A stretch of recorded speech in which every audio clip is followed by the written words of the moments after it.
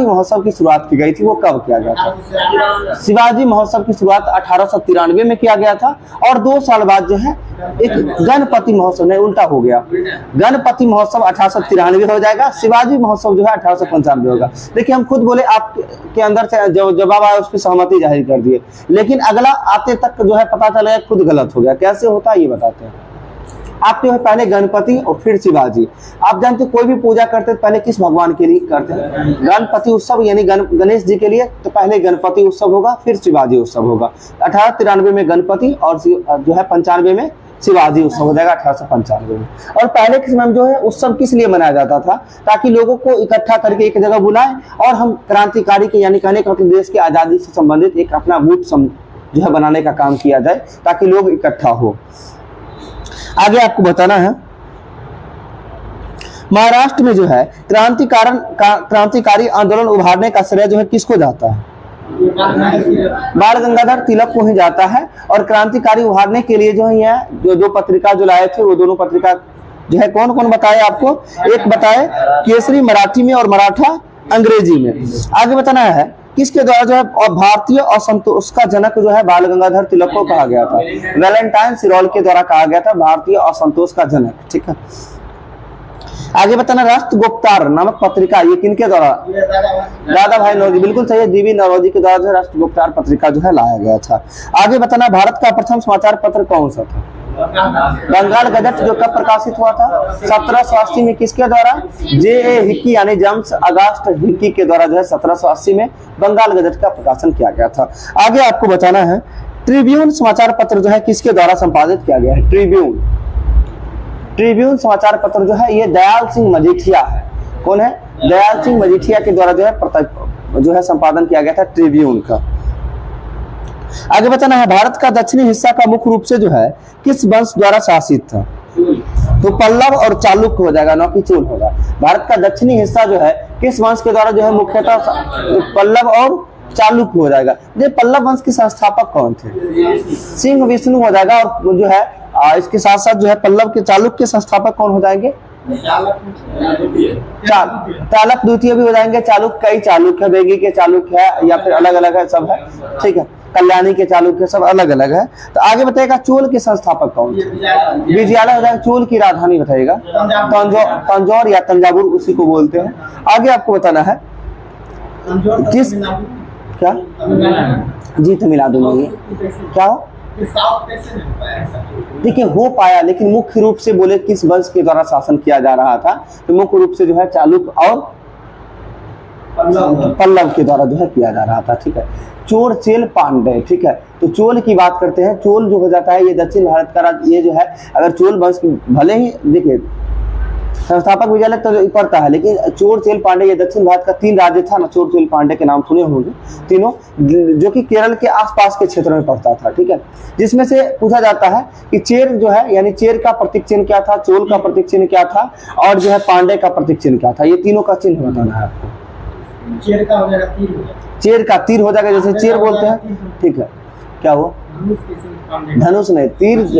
जब तीर आ गया तो तीर समझ, ध्यान से समझिएगा, हम याद कराते हैं। चोल का प्रतीक चिन्ह था बाघ। क्या था? चोल का प्रतीक चिन्ह बाघ हो जाएगा। इसके बाद बताया चोल चोल के बाद हो जाएगा चेर। तो चेर का प्रतीक चिन्ह है तीर धनुष। अच्छा देखिए, बाघ मारने के लिए जाएंगे तो तीर लेके जाएंगे। अच्छा उसे भी नहीं, पांड्या को पांडव से रिलेट कर सकते हैं ना। और पांडव लोग क्या थे? तीर धनुष चलाने में एक्सपर्ट थे, यानी क्या करते थे? मछली के आंख में निशाना लगाने का काम करते थे। तो पांडे का जो है प्रतीक चिन्ह क्या हो जाएगा? मछली हो जाएगा। चोल का क्या हो जाएगा? बाघ। ठीक, ऐसे नहीं तो सीधा एक लॉजिक के साथ भी याद रखिए, चले चल बाघ मारे, यानी चले चल से क्या होगा? चोल का क्या हो जाएगा? बाघ हो जाएगा प्रतीक चिन्ह। चेर का क्या हो जाएगा? तीर हो जाएगा। और पांडे का क्या हो जाएगा? मछली हो जाएगा। आगे आपको बताना है ग्रामीण स्वशासन के लिए कौन सा वंश जाना जाता है? चोल जाना जाता था। चोल और चोल वंश के बारे में जो है इस बातों की जानकारी जो किस अभिलेख से मिलता है? तो प्रांतक प्रथम का जो है उत्तर मेरूर अभिलेख है। कौन सा है?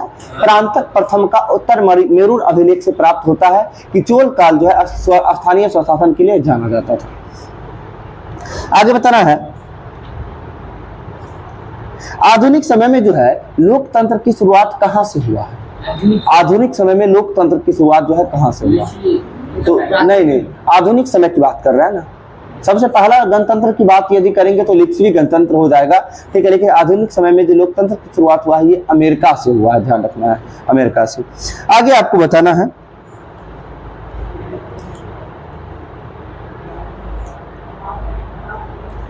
देगा आधुनिक युग में जो है प्रत्यक्ष लोकतंत्र का देश किस देश को कहा जाता है? जी, स्विट्जरलैंड को कहा जाता है। यानी आधुनिक युग में जो है प्रत्यक्ष लोकतंत्र का देश के रूप में किसे जाना जाता है? स्विट्जरलैंड को जाना जाता है, सही है। आगे आपको बताना है,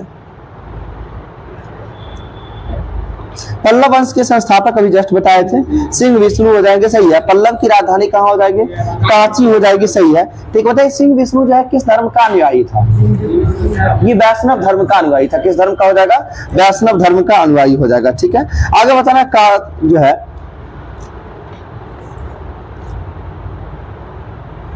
कल्याणी के चालुक्य वंश की स्थापना किसके द्वारा किया गया था?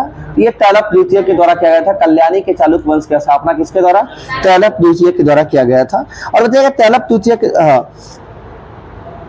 बतापी कुंड व महामल्ल की उपाधि धारण करने वाला शासक कौन था?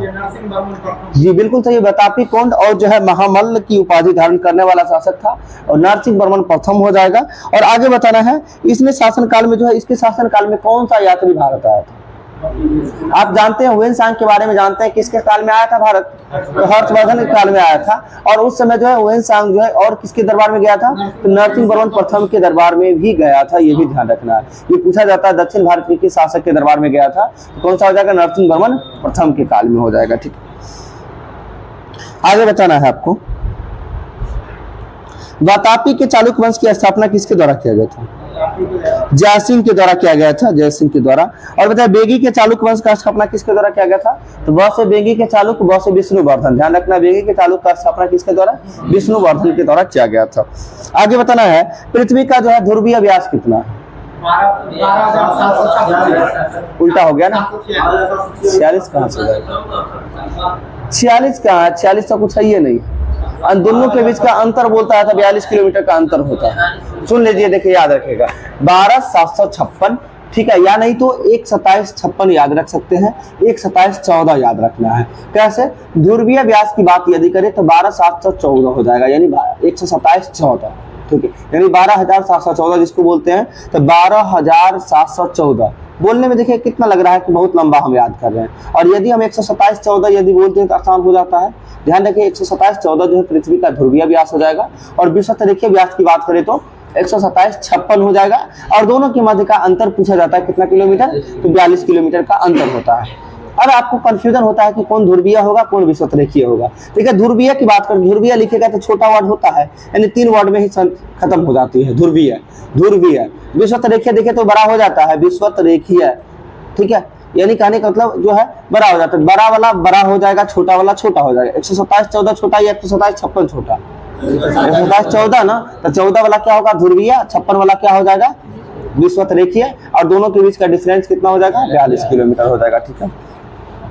आगे आपको बताना है, पृथ्वी के व्यास का लगभग जो है कितना भाग जो है चंद्रमा के व्यास के बराबर होता है? 1/4 होता है। कितना होता है? 1/4 होता है, ठीक है। आगे आपको बताना है, सर्वप्रथम जो है पृथ्वी की व्यास की गणना जो है किसके द्वारा किया गया था? सर्वप्रथम पृथ्वी के व्यास की गणना जो है किसके द्वारा किया गया था? गलत है, तो इरेटोस्थनीज के द्वारा किया गया था। किसके द्वारा किया गया था? इरेटोस्थनीज के द्वारा किया गया था। कब किया था? 240 ईसा पूर्व में किया गया था। कब किया था? 240 ईसा पूर्व में जो है इरेटोस्थनीज ने जो है सर्वप्रथम पृथ्वी के व्यास की गणना की थी। आगे बताना है आपको, दिल्ली के जामा मस्जिद का निर्माण जो है किस शासक के द्वारा करवाया गया था? तो शाहजहां के द्वारा करवाया गया था, सही है। आगे बताना है, भारत का सबसे बड़ा मस्जिद जो है कौन सा मस्जिद है? तो जामा मस्जिद ही है भारत का सबसे बड़ा मस्जिद। और इसका निर्माण किसके द्वारा किया गया था? शाहजहां के द्वारा। आगे बताना है, किसके शासन काल को जो है मुगल स्थापत्य काल का स्वर्ण काल कहा जाता है? तो शाहजहां के काल को जो है मुगल स्थापत्य काल का स्वर्ण काल कहा जाता है। बताया हिंदी भाषा का स्वर्ण काल किसके काल को कहा जाता है? तो अकबर के शासन काल को जो है हिंदी भाषा का स्वर्ण काल कहा जाता है। स्थापत्य मतलब होता है भवन निर्माण, यानी वस्तु निर्माण की बात करते हैं। स्थापत्य का मतलब क्या हो जाएगा? विनिर्माण की बात करते हैं। तो शाहजहां के काल में आप जानते हैं बहुत सारा चीज का निर्माण किया गया था। जैसे कि ताजमहल का निर्माण किसके द्वारा? शाहजहां के द्वारा। जामा मस्जिद का निर्माण किसके द्वारा? शाहजहां के द्वारा। लाल किला का निर्माण किसके द्वारा? इस तरह का बहुत सारा चीज, स्थापत्य काल का स्वर्ण काल, इसलिए जो है किसके काल को कहा गया है? शाहजहां के काल को। आगे पूछा था न्याय की जंजीर यानी का जो है स्थापित, न्याय की जंजीर किसके द्वारा? जहांगीर के द्वारा। और न्याय का शासक जो है किसे कहा गया? शासन काल को। न्याय के स्वर्ण काल किसके काल को कहा गया है? तो जहांगीर के शासन काल को ही कहा गया है। ठीक है, ठीक है। आगे आपको बताना है अनपढ़ बादशाह कौन था? अकबर हो जाएगा। ठीक है, बताना है आगरा की जो है किला में जो है जहांगीरी महल का निर्माण जो है, यानी जहांगीरी महल के साथ साथ शीश महल कहाँ स्थित है? शीश महल भी जो है ये आगरा के किला में ही स्थित है। ठीक है, और बताना है आगरा का किला जो है, आगरा के किला यानी आगरा के जयपुर भवन है, और आगरा के जयपुर भवन में किसको कैद करके रखा गया? शिवाजी को कैद करके किसके द्वारा रखा गया था? औरंगजेब के द्वारा रखा गया था। और शिवाजी को जो है बताइएगा राजा की उपाधि किसके द्वारा दिया गया? औरंगजेब के द्वारा ही कहा गया था। और किसके जो है किसके बारे में कहा गया? पहाड़ी चूहा और साहसी डाकू, शिवाजी के बारे में ही कहा गया। शायद किसके द्वारा कहा गया था? नेपियर और शायद कहा था क्या? हाँ, कोई कहा है शिवाजी को पहाड़ी चूहा और साहसी डाकू, किसी के बारे में कहा गया था शायद। ठीक है, आगे आपको बताना है स्पैम शब्द जो है ये किससे संबंधित है? ईमेल से संबंधित है। सही है। आगे बताना है अजंता की जो है गुफा किस काल की है? किस काल की है? गुप्त काल की। अजंता यानी जिसे कोई नहीं जानता, याद रखिएगा। अजंता मतलब क्या हुआ? जिसे कोई नहीं जानता वो क्या रहता है? गुप्त रहता है। ठीक है, तो यानी अजंता क्या? नहीं, अजंता बोले तो हम यही बता रहे हैं। और मतलब नहीं होता नहीं जानता, सीधा समझिएगा, जानता को जानता कर दीजिए। याद रखने का लॉजिक है, यानी गुप्त काल हो जाएगा। आपको बताना गुप्त वंश से संबंधित पुराण कौन सा है? वायु पुराण हो जाएगा। अच्छा, वायु को हम देख सकते हैं? नहीं देख सकते। तो वायु क्या रहता है? गुप्त रहता है। तो इसे ध्यान रखना है। वायु पुराण किस वंश से संबंधित हो जाएगा? गुप्त वंश से संबंधित हो जाएगा। अगला यदि हम बात करते हैं, आपको मत्स्य पुराण का संबंध किस वंश से? आंध्र सातवाहन वंश से संबंधित है। और देखिए मछली जो अपने यहाँ आता है वो कहाँ वाला मछली आता है? बर्फ वाला जो होता है आंध्रा मछली बोलते हैं ना। तो आंध्रा से ध्यान रखिएगा, आंध्र सातवाहन। ठीक है, और मत्स्य मतलब क्या होता है? मछली होता है। मत्स्य पुराण से संबंधित वंश कौन सा हो जाएगा? आंध्र सातवाहन वंश हो जाएगा। एक बचता है आपका, कौन सा पुराण बच जाता है? तो मौर्य वंश से संबंधित पुराण, जिस पुराण का नाम वायु पुराण होता है। नहीं, विष्णु पुराण। विष्णु पुराण यानी विष्णु पुराण का संबंध किस वंश से हो जाएगा? मौर्य वंश से संबंधित हो जाएगा। ठीक है, ठीक, छोड़ देते हैं। ठीक है, सेट स्टार्ट करिए। आगे स्टॉप, ऐसा कर दीजिए।